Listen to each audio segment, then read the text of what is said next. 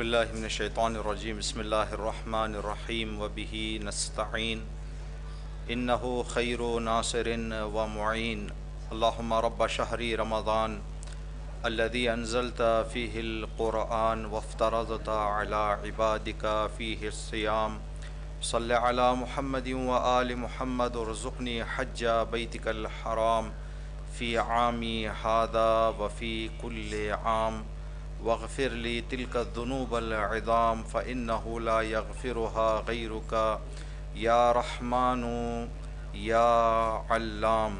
بسم اللہ الرحمن الرحیم قل اعوذ برب الناس ملک الناس الہ الناس من شر الوسواس الخناس الذی یوسوس فی صدور الناس من الجنة والناس۔ صدق اللہ العلی العظیم۔ محترم روزہ دار مؤمنین اور مؤمنات، مہمانان خداوند منان، السلام علیکم جمیعا ورحمۃ اللہ وبرکاتہ۔ ماہ رمضان المبارک کی پہلی تاریخ اور ماہ رمضان المبارک کے خاص علی چینل کے پروگرامز کا پہلا پروگرام، وقت تقریباً جو مقررہ تھا 11 بجے، اس سے آدھا گھنٹہ دیر ہو گیا ہے بجلی کی جو ہے کٹنے کی وجہ سے اور دیگر مسائل کی وجہ سے۔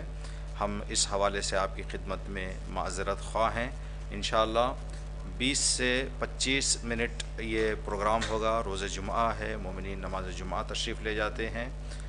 انشاءاللہ 20 سے 25 منٹ آج کا یہ پروگرام ہم آپ کی خدمت میں پیش کرنے کی سعادت حاصل کریں گے، جس کا عنوان تفسیر قرآن سورہ ناس۔ ابھی ہم نے سورہ ناس کی تلاوت کا شرف حاصل کیا، آپ نے سنا۔ خداوند عالم ہمیں اس عظیم ماہ میں خدا ہم سب کو اسی طرح سے روزے رکھنے، عبادتیں انجام دینے اور تلاوت انجام دینے کی توفیق عطا فرمائے۔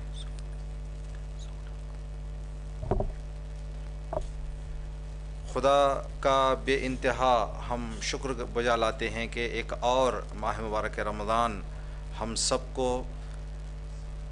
اپنی زندگی میں اس کی عبادت، اس کی اطاعت اور اس کی ضیافت میں بسر کرنے کے لیے ہمیں موقع اور توفیق اللہ نے عنایت فرمائی۔ جو کلاس ہم آپ کی خدمت میں آج، جو برنامہ ہم آپ کی خدمت میں آج پیش کرنے جا رہے ہیں، جیسا کہ ہم نے آپ کی خدمت میں عرض کیا، تفسیر قرآن سورہ ناس، قرآن کریم کا آخری سورہ۔ اس تفسیر کی ابتدا ہم ترجمے کے ساتھ کریں گے۔ ترجمہ بھی دو طرح کا ہوتا ہے، اس بات کی طرف مومنین اور مؤمنات، ناظرین ناظرات غور کریں گے۔ ایک ترجمہ ہوتا ہے ترجمہ تحت اللفظی، یعنی جو لفظ قرآن کا اوپر ہے اس کا نیچے اردو میں کیا ترجمہ ہوگا، اس کو بولتے ہیں لفظ کے نیچے کا، اسی عربی لفظ کے نیچے اردو ترجمہ بتایا جاتا ہے۔ ترجمہ تحت اللفظی اس کو کہتے ہیں، جس ترجمے سے ہمیں الفاظ کے معانی سمجھنے میں مدد ہوتی ہے کہ اس لفظ کا کیا معنی ہے، اس لفظ کا کیا معنی ہے۔ جو عبارتی ترجمہ ہوتا ہے، ایک مرتبہ پورے جملے کا ترجمہ ہوتا ہے، پورے جملے کے ترجمے میں سمجھیں پہلے لفظ کا معنی آخری میں آ جاتا ہے، آخری لفظ کا معنی ابتدا میں آ جاتا ہے، درمیان کا دہنے طرف آ جاتا ہے، دہنے طرف کا بائیں طرف آ جاتا ہے۔ تو اس سے ہمیں کس لفظ کا معنی کون سا ہے ہمیں معلوم نہیں ہوتا۔ تحت اللفظی میں ہمیں معلوم ہو جائے گا کہ اس لفظ کا جو عربی میں ہے، جو آیت قرآن ہے، جو ابھی ہم آپ کی خدمت میں بتائیں گے، تو اس کا ترجمہ کیا ہے؟ انشاءاللہ اگر ہمارے علی چینل کے آپریٹر تیار ہوں تو اسکرین اگر شیئر کر دیں۔ جی احسن، شکریہ۔ تو یہ جو آپ دیکھ رہے ہیں ترجمہ اور تفسیر سورہ ناس، اس کا جو ترجمہ ابھی ہم آپ کی خدمت میں عرض کریں گے، ترجمہ تحت اللفظی۔ شاید آج صرف ہم ترجمہ آپ کی خدمت میں عرض کر پائیں گے۔ جیسا کہ آپ دیکھ رہے ہیں، رنگ ہم نے لفظ کے اعتبار سے الگ رکھا ہے۔ جو سیاہ رنگ میں ہے بسم اللہ، اس کا جو ترجمہ نیچے ہے وہ سیاہ میں ہے۔ جو ہرا اور سبز رنگ میں ہے الرحمن، اس کا ترجمہ نیچے سبز رنگ میں ہے۔ جو الرحیم عربی میں ہے پیلے رنگ میں، زرد رنگ میں، اس کا ترجمہ نیچے زرد رنگ میں ہم نے مشخص کر رکھا ہے تاکہ آپ کو دیکھنے میں اور معلوم کرنے میں، جاننے میں آسانی ہو جائے۔ جیسے کہ اس آیت کریمہ کا ترجمہ ہم سب جانتے ہیں، تھوڑا الفاظ مترجمین جو ہے وہ تھوڑا آگے پیچھے رکھتے ہیں، اپنے جملات، اپنے الفاظ جو ہے وہ تھوڑا سا ان کے فرق کرتے ہیں، تو شاید ایک مشہور ترجمے سے ہٹ کر آپ کو تھوڑا سا ترجمہ دیکھنے کو ملے۔ بسم اللہ، شروع خدا کا نام لے کر۔ ابھی تک جو آپ نے سنا یا زیادہ ہم نے اور آپ نے جو سنا، شروع کرتا ہوں میں اللہ کے نام سے، تو یہاں پر جو جس قرآن کریم کا ترجمہ ہم نے لیا ہے، جناب جھلندر صاحب جنہوں نے ترجمہ کیا ہے، ایک سافٹ ویئر ہے جمہوری اسلامی سے، اس سافٹ ویئر کو جو ہے وہ عام کیا گیا ہے، نشر کی جامع التفاسیر، قرآن کریم کی تمام تفسیروں کو جہاں تک ان کے دسترس میں تھیں انہوں نے جمع کیا ہے۔ اس تفسیر میں، اس سافٹ ویئر میں یہ ترجمہ موجود ہے جو ہم نے آپ کی خدمت کے لیے انتخاب کیا ہے۔ شروع خدا کا نام لے کر، بسم اللہ، الرحمن جو بڑا مہربان، الرحیم نہایت رحم والا ہے۔ یہ تحت اللفظی ترجمہ ہم نے کیا۔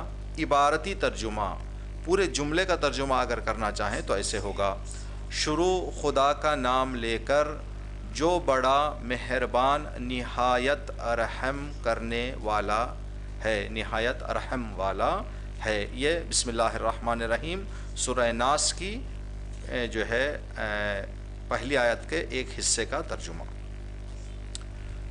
دوسرا حصہ پہلی آیت کا، اس لیے کہ قرآن کریم میں سورہ الحمد میں جو بسم اللہ ہے وہ سورہ حمد سے ہٹ کر الگ آیت ہے، لیکن دوسرے سوروں میں مفسرین یہ اعتقاد رکھتے ہیں کہ ہر سورے کی ابتدا میں آنے والا بسم اللہ اس کی پہلی آیت کا جز ہے۔ اسی لیے اگر آپ قرآن کریم پر توجہ کریں گے، الحمدللہ سورہ الحمد کی جو بسم اللہ آئی ہوئی ہے، اس بسم اللہ کے بعد نمبر 1 لکھا ہوا ہے، یہ بتانے کے لیے کہ یہ پہلی آیت ہے۔ اور دوسرے سوروں میں پہلی آیت کے بعد، یعنی بسم اللہ پر 1 نہیں لکھا ہوا ہے، بلکہ اس آیت کے بعد بسم اللہ لکھا، جو پہلی آیت ہے، پہلی آیت کے بعد نمبر 1 لکھا ہوا ہے۔ قل اعوذ برب الناس، جیسا کہ آپ دیکھ رہے ہیں ہم نے رنگوں میں الگ الگ رکھا ہے تاکہ آپ کو پڑھنے میں آسانی ہو۔ قل کا ترجمہ ہے کہو کہ، اعوذ میں پناہ مانگتا ہوں، برب پروردگار کی، الناس لوگوں کے، کہو کہ میں پناہ مانگتا ہوں پروردگار کی لوگوں کے۔ یہ تحت اللفظ ترجمہ ہے، اس میں ہمیں صحیح سے جملہ عبارت سمجھ میں نہیں آئے گی۔ اس کے نیچے کی جو عبارت ہے سیاہ رنگ میں، کالے رنگ میں جو ہم نے رکھا ہے، کہو کہ میں لوگوں کے پروردگار کی پناہ مانگتا ہوں، تو ذہن میں آپ کے رہے، اس لیے کہ صرف ترجمہ ہوگا، سوالات بھی صرف ترجمے سے ہوں گے۔ قل کا معنی ہے کہو کہ، کہہ دو کہ، اعوذ میں پناہ مانگتا ہوں، برب परवरदिगार की, अन्नास लोगों के, कहो कि मैं लोगों के परवरदिगार की पनाह मांगता हूँ। ये पहली आयत। दूसरी आयत मलिकिन नास, मलिक बादशाह की, अन्नासी इंसानों के, बादशाह की इंसानों के। इसका इबारती तर्जुमा होगा इंसानों के बादशाह की। यानी वहाँ पर हमने पहली आयत में लोगों के परवरदिगार की पनाह अल्लाह हमने मांगी, मैं पनाह मांगता हूँ लोगों के परवरदिगार की। यहाँ पर इंसानों के बादशाह की मैं पनाह मांगता हूँ।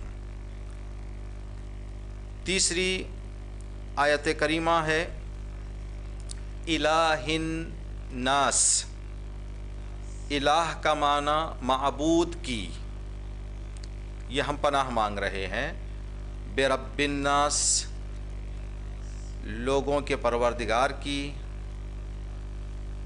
मलिकिन नास इंसानों के बादशाह की, इलाहिन नास इलाह माबूद, नास इंसान, माबूद की इंसानों के, जिसका इबारती तर्जुमा होगा इंसानों के माबूद की। चौथी आयत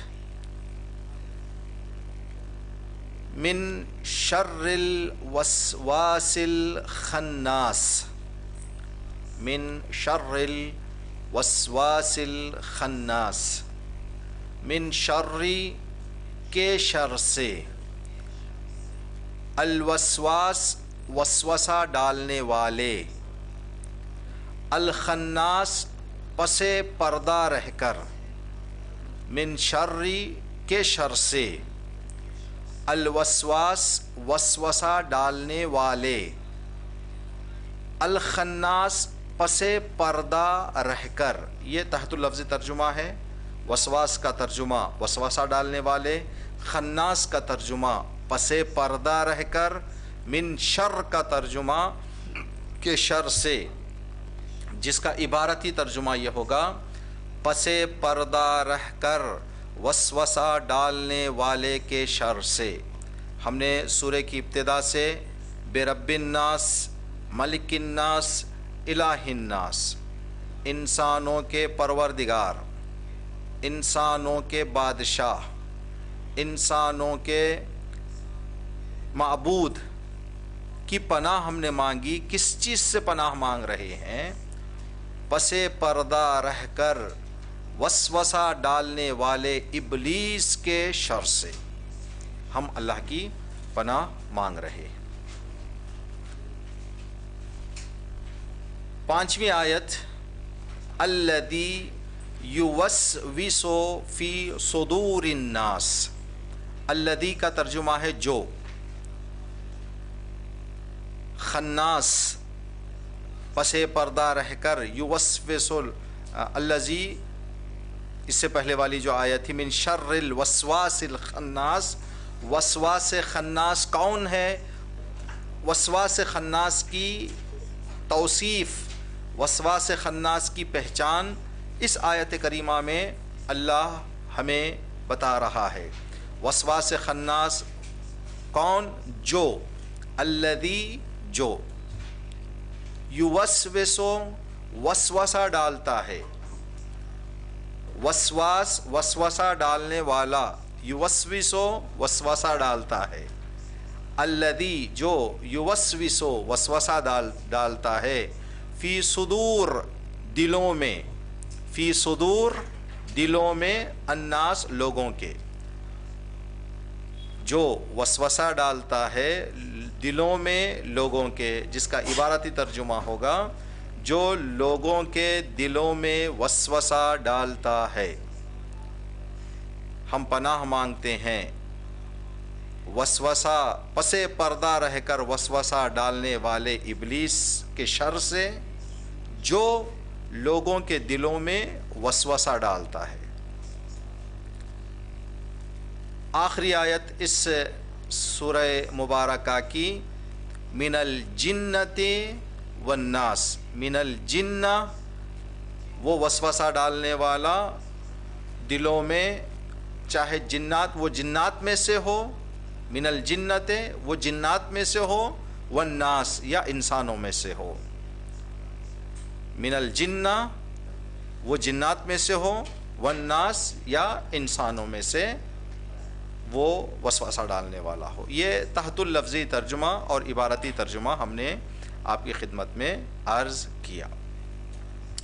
اب اس ترجمے کو سننے کے بعد جب سورہ کا تحت اللفظی ترجمہ ہم نے جان لیا اور سورہ کا عبارتی ترجمہ بھی ہم نے جان لیا، تو اب ہم انشاءاللہ کچھ باتیں جو اس سورہ کے حوالے سے مفسرین نے بحث کی ہے، تفسیر نمونہ اور تفسیر المیزان، ان دو تفسیروں سے ہم نے اس جو ہے پروگرام کو تیار کیا ہے۔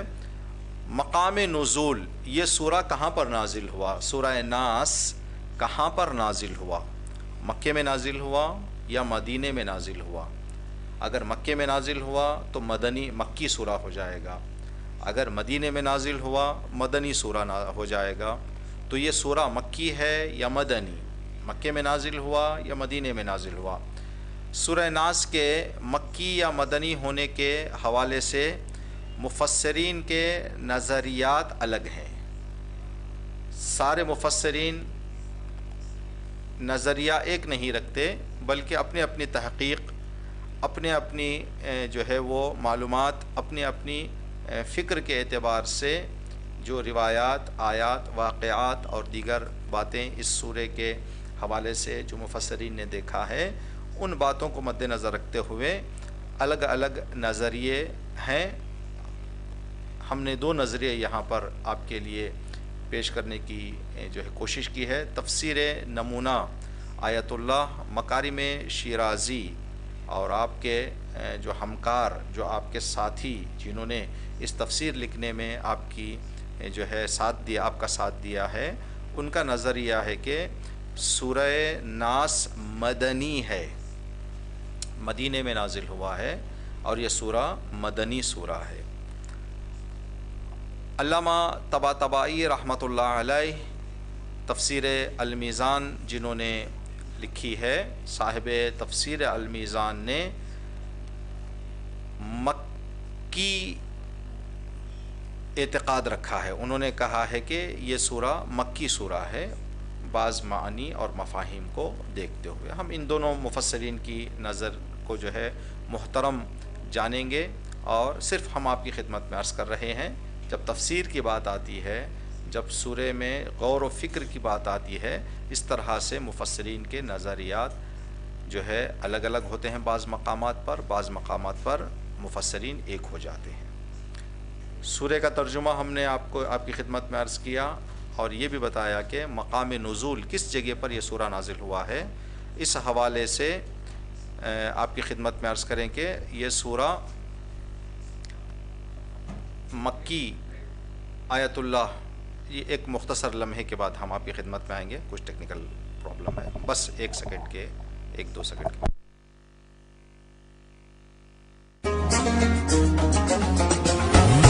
اللہ تیرا ہے احسان، روز نمازیں اور قرآن ہے یہ سب روح ایمان، نور رمضان، نور رمضان،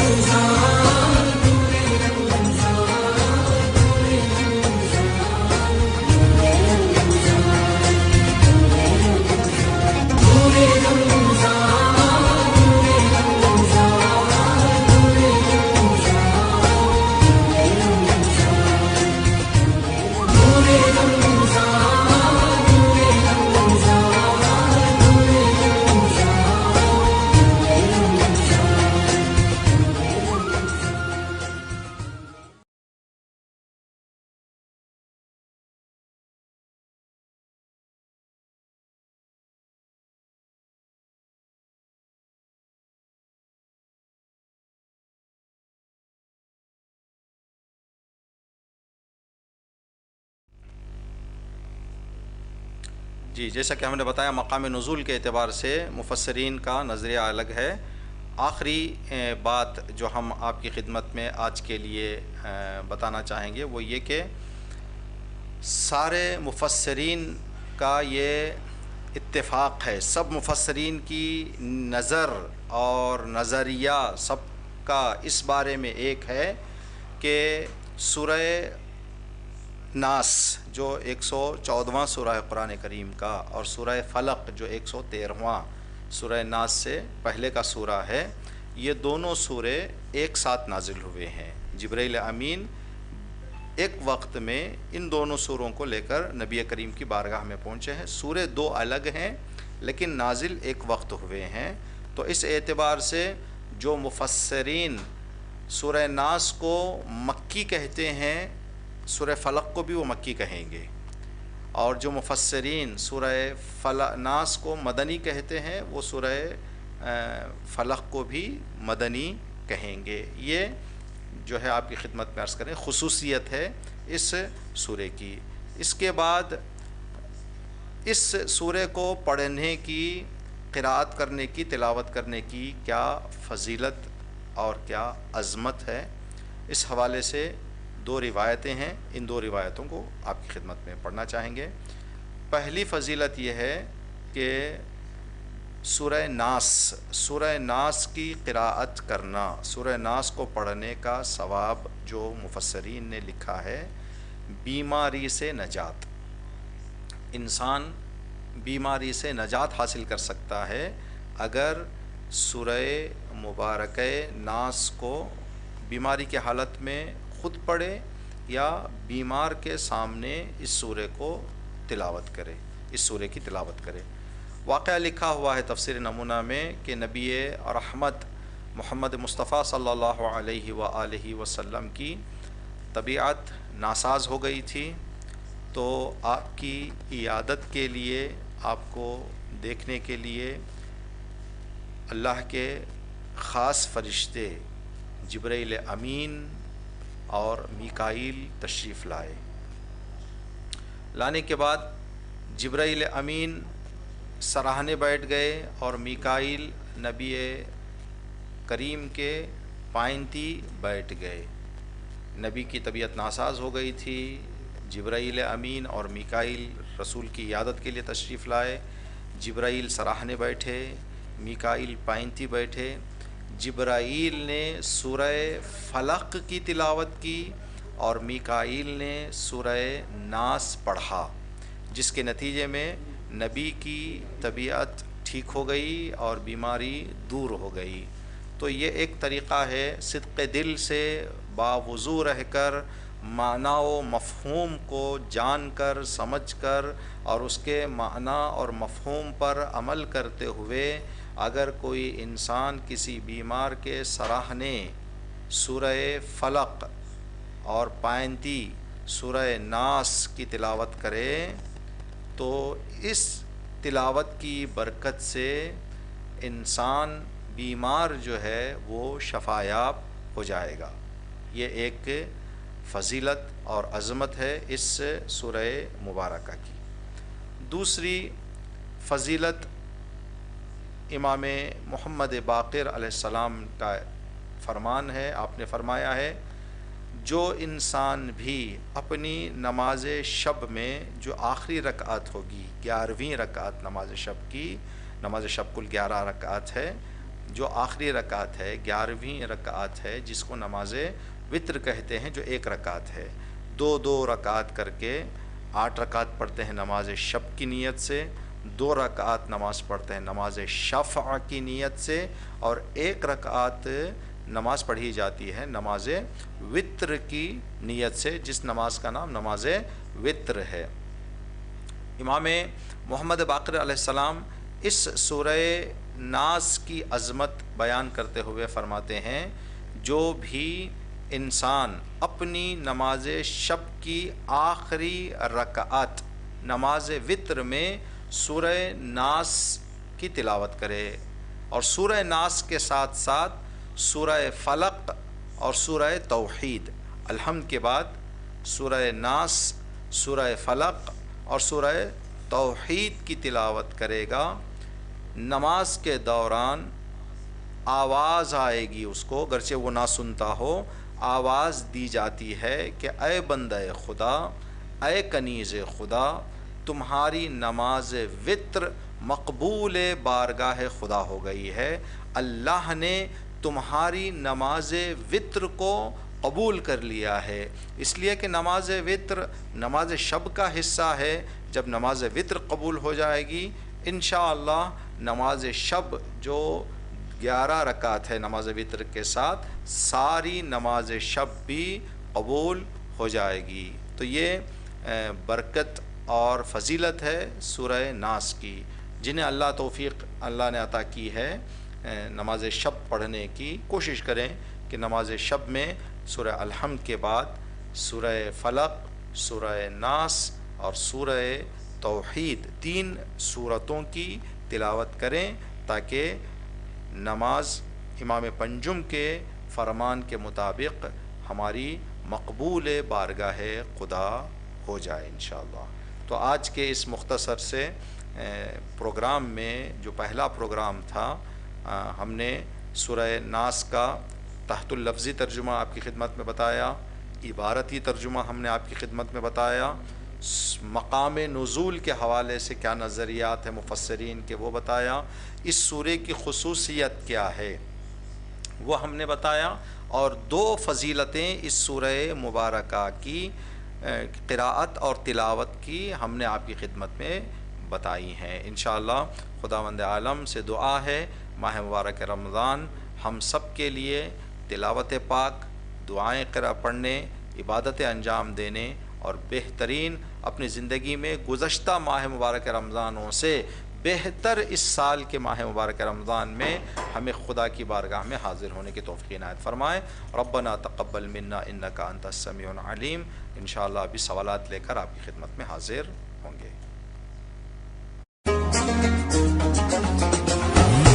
اللہ تیرا ہے احسان، روز نمازیں اور قرآن ہے یہ سب روح ایمان، نور رمضان۔